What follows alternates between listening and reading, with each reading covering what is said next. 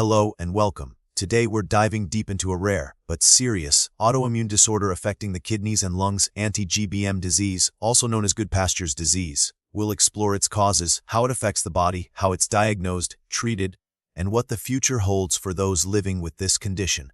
So, what exactly causes anti-GBM disease? It's an autoimmune disorder, meaning the body's immune system mistakenly attacks its own tissues. In this case, the immune system produces antibodies that target the glomerular basement membrane, or GBM, in the kidneys and the alveolar basement membrane in the lungs. While the exact trigger for this autoimmune response is often unknown, certain factors are thought to increase the risk. These include genetic predisposition, exposure to environmental factors like certain solvents and hydrocarbons, infections and smoking. Even medications like alemtuzumab are associated to its development. Now let's understand how anti-GBM disease damages the body. The antibodies produced in anti-GBM disease bind to the GBM in the kidneys and lungs. This binding activates the complement system, a part of the immune system that promotes inflammation. The inflammation damages the glomeruli in the kidneys, which filter waste from the blood, leading to rapidly progressive glomerulonephritis and kidney failure. In the lungs, inflammation damages the alveoli, the tiny air sacs responsible for gas exchange, causing pulmonary hemorrhage, or bleeding in the lungs. The combined kidney and lung damage is what makes anti-GBM disease so dangerous. Anti-GBM disease is a relatively rare condition. Its prevalence is estimated to be around 0.5 to 1.8 cases per million people. It can affect individuals of any age, but it's most commonly diagnosed in two peak age groups, those in their 20s and 30s, and those over 60. Men are slightly more likely to develop anti-GBM disease than women. There is no particular race that are more affected than other, but a small number of studies suggest correlation to genetic predisposition and ethnicity.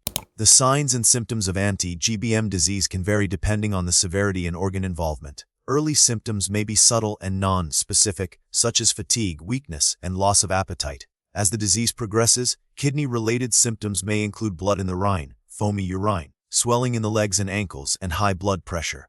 Lung-related symptoms can include shortness of breath, cough, and coughing up blood. In severe cases, respiratory failure can occur.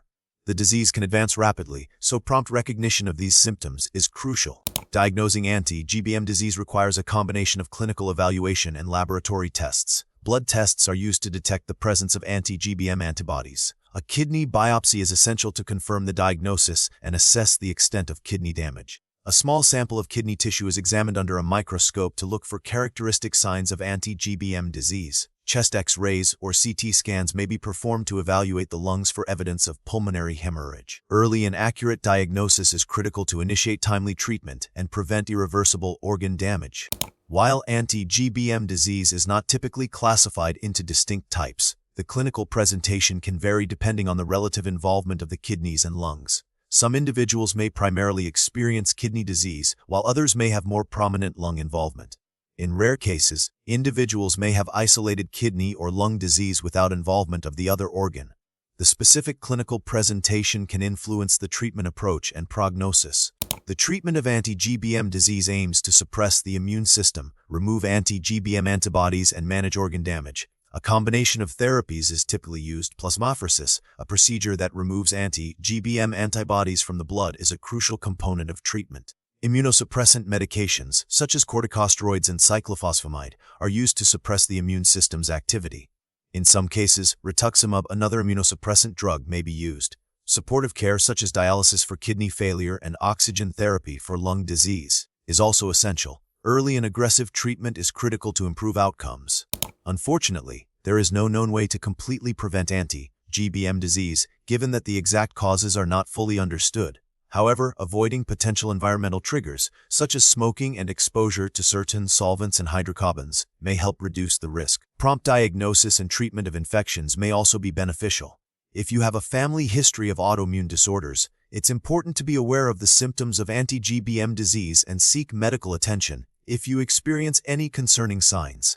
The prognosis of anti-GBM disease depends on several factors, including the severity of the disease at diagnosis, the promptness of treatment, and the extent of organ damage. Early diagnosis and aggressive treatment can significantly improve outcomes. However, even with treatment, some individuals may experience irreversible kidney damage and require long-term dialysis or kidney transplantation. Recent research is focused on developing more targeted therapies with fewer side effects. Studies are also investigating the role of genetic factors and environmental triggers in the development of anti-GBM disease. Advances in understanding the disease and developing new treatments hold promise for improving the lives of those affected.